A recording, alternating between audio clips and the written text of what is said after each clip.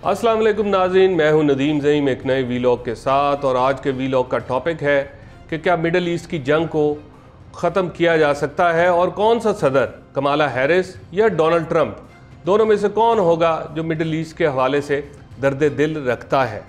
तो मेरे ख्याल में पहले बात करते हैं कमाला हैरिस की कि अगर वो आती हैं तो फिर क्या करेंगी, और इसके साथ ही जब डोनाल्ड ट्रंप होंगे तो उनकी पॉलिसीज़ क्या हो सकती हैं। कमाला हैरिस जो कि पहले जो बाइडेन की इंतज़ामिया के साथ हैं, इस वक्त जो उनकी इस्टेब्लिशमेंट है उसके साथ हैं, तो वो वही कुछ करेंगी जो बाइडेन की पॉलिसी है। अगरचे उन्होंने बहुत सारे पीस प्रोसेस के लिए बयानात दिए हैं, अमन की वो दाई बनी हैं, लेकिन नहीं लगता कि वो मिडल ईस्ट की जंग ख़त्म करने के लिए कुछ करेंगी।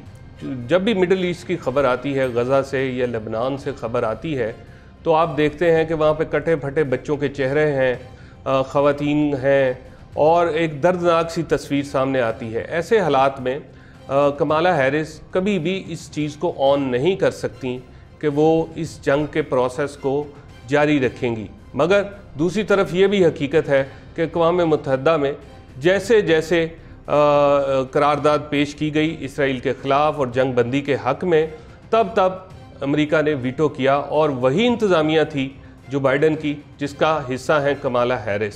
लिहाजा जो इस वक्त पॉलिसी चल रही है कमाला हैरिस के आने के बाद, मिडल ईस्ट की वही पॉलिसी चल सकती है।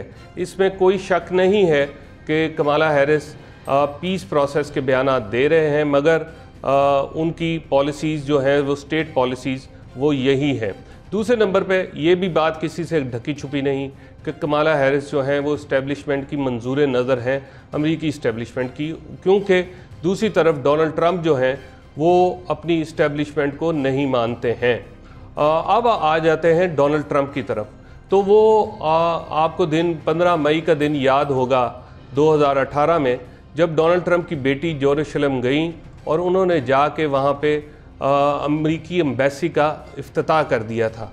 अगरचे बाद में वो हटा लिया गया, वो अमरीकी एम्बेसी नहीं चल सकी, मगर डोनाल्ड ट्रंप की पॉलिसी आपको याद है कि इसराइल को खुश करने के लिए वो एम्बेसी जो थी वो तल अवीव से जेरूसलम लाई गई थी, और इसको वेस्टर्न वर्ल्ड में तो बड़ी पॉपुलैरिटी मिली, लेकिन ये फ़ैसला उम्मत मुस्लिमा पर एक ड्रोन हमले की तरह गिरा था। जो इसके अलावा जो डोनाल्ड ट्रंप की पॉलिसी है वो भी बड़ी खौफनाक रही। उन्होंने 2 रियासती एक फार्मूला पेश किया था, जिसे ज़ाहिर है 180 सफ़ात का ये फार्मूला था 2 रियासती। इसमें एक फ़लस्तीन की रियासत को काबिल कबूल माना जाता था, और साथ ही नाजायज़ रियासत इसराइल को भी काबिल कबूल करना पड़ना था। उन्होंने जो ये फार्मूला दिया उसमें सबसे पहली जो शिक थी वो ये थी कि जहाँ जहाँ इसराइली आबाद हैं वहाँ वहाँ इसराइली रहेंगे, और फ़लस्तीनी जहाँ जहाँ आबाद हैं फ़लस्तीनी रहेंगे। आज अगरचे इसका नक्शा बिल्कुल बदल चुका है। अगर आज वो फार्मूला लग जाए तो फ़लस्तीन सिर्फ 10% हिस्से पे फ़लस्तीनी रह चुके हैं, और फ़लस्तीन का बाकी सारा हिस्सा जो है वो इसराइल के कब्ज़े में जा चुका है। तो ये फार्मूला इस वक्त तो काबिल अमल नहीं होगा। दूसरी, उन्होंने कहा था कि फ़लस्तीन को डीमिलिटराइज़ कर दिया जाएगा। डीमिलिटराइज़ करने का भी ज़ाहिर है इसराइल को फ़ायदा नहीं हो सकता, क्योंकि इसराइल के सेटलर्स जो हैं वो दिन ब दिन बढ़ते जा रहे हैं और वो मामलात चलते रहेंगे। डोनाल्ड ट्रंप के इस 2 रियासती फार्मूले को विजन ऑफ पीस कहा गया था, यानी डील ऑफ द सेंचुरी भी इसका दूसरा नाम रखा गया था, कि डील ऑफ द सेंचुरी के ज़रिए ये फार्मूला वो लाए थे। और इस फार्मूले को भी इतनी तक़वियत नहीं मिली, इतनी पॉपुलैरिटी नहीं मिली, क्योंकि उम्मत मुस्लिमा इस बात को मानने को तैयार नहीं है। इस वक्त अगर डोनाल्ड ट्रंप आते हैं तो ज़ाहिर है मिडल ईस्ट की जंग जो है वो मुझे ख़त्म होती दिखाई नहीं दे रही। वजह यह है कि उनका जो पिछला फार्मूला था वो आज की अगर लिमिटेशंस यानी आज की बाउंड्रीज़ पे काबिल अमल किया जाए तो इसराइल इस वक्त तकरीबन 90% हिस्से पे काबिज़ हो चुका, और 10% हिस्सा जो है वो फ़लस्तीनियों के पास है। लिहाजा इस मुआहदे को वो जोड़ते हैं, अमूमन तज्ज़ियाकार जो हैं वो इस मुआहदे को बालफोर मुआहदा जो 1917 में ब्रिटिश एम्पायर ने किया था उसके साथ जोड़ा जाता है, कि जिसमें ब्रिटिश एम्पायर ने यहूदियों को ये यकीन दिलाया था कि आपको हम फ़लस्तीन में सेटल करेंगे और सेटल करके लेके जाएंगे। ये वही मुआहदा है जिस पर पूरी उम्मत मुस्लिमा आज तक तनकीद करती आई है, क्रिटिक करती आई है, और इसके इशारे दो रियासती फार्मूला जो है डोनाल्ड ट्रंप का उसमें भी मिलते हैं।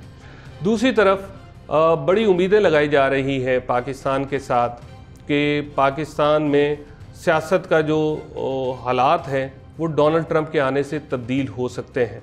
तो इसमें भी अगरचे कहा जा रहा है कि उनकी फैमिली के साथ इमरान खान के ताल्लुकात हैं, अगरचे कहा जा रहा है कि वो